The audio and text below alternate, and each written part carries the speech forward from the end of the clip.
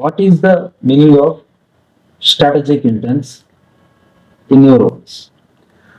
Sir, strategic interns basically is the name of my company.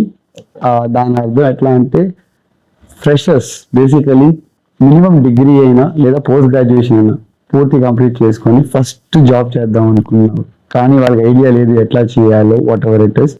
వాళ్ళకి ఉద్యోగం చూపించడానికి వాళ్ళ మొదటి అడుగుని స్ట్రాటజిక్ ఇంటర్న్ కింద పేరు పెట్టాం మేము.